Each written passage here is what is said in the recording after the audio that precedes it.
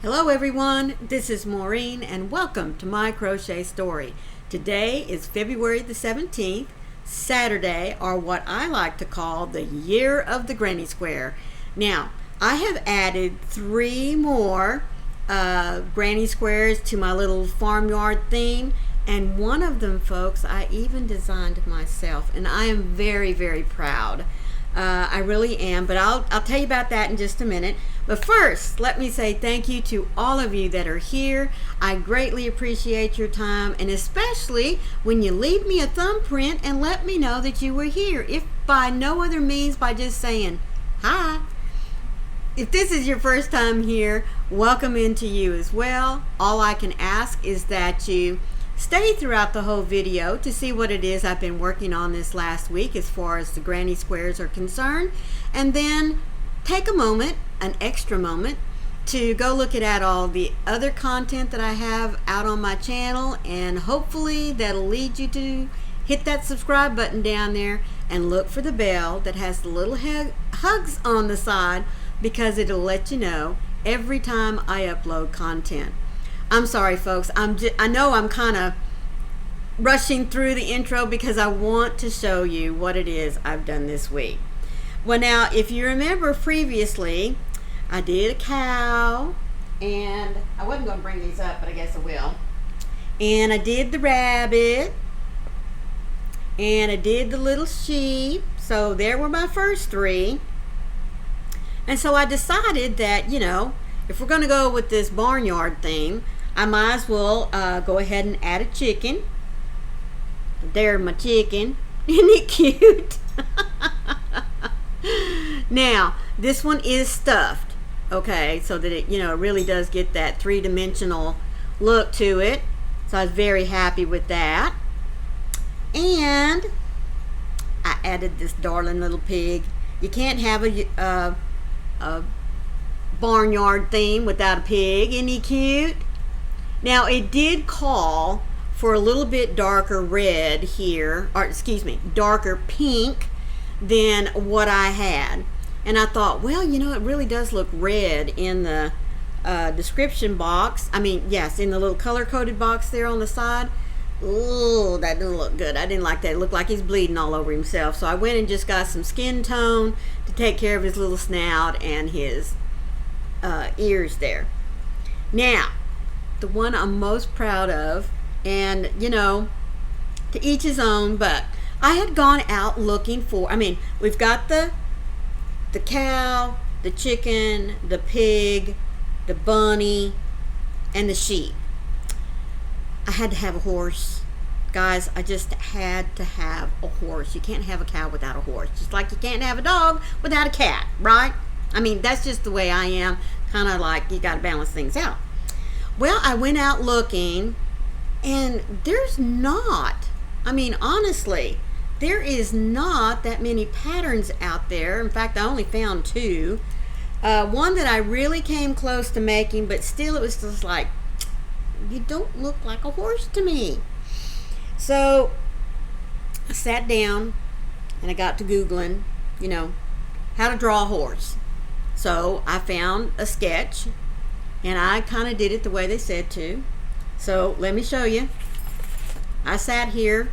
Now well, anyway, that's what I came up with. Don't look at the ears, don't laugh at the ears, because I did modify that. But that's kind of what I come up with. And then I thought, so very quickly I came over here in this corner and I said, all right, what is it I'm going to need to kind of make my horse come to life, you know? And so I piddled, and my husband, of course, he had to put his 2 cents worth in, because he is a horseman. I mean, he really, really is a horseman. So after lots of playing around with the yarn last night and everything, oh, now I'm nervous. I mean, I think he's cute, but anyhow, this is what I came up with. Yeah, so I just put him up there for you. Look at there. What you think? Think he's okay? I know what my husband's going to say. Any of you that have been around farm animals, Got a feeling my husband's going to call him, is going to say, honey, that looks more like a mule, which is okay. You know, it's still of the equine persuasion, so there he is. Yep, there he is. I'm very proud of him. I just really am. I'm just so proud. I really wanted to give him, like a curly Q mane, but notice I keep calling him him. His name's Henry. Don't ask me why, but I've told y'all before, I like to name my critters whenever I'm making them. So this is Henry, and if I had done the where you chain and then you come back with single crochets, it kind of gives it that little curly look. I don't think he'd have been very pleased with me to give him curls in his hair. So anyhow, I just gave him some little additional strings there that kind of match with what he has. So yeah, like I said, I'm very proud of him.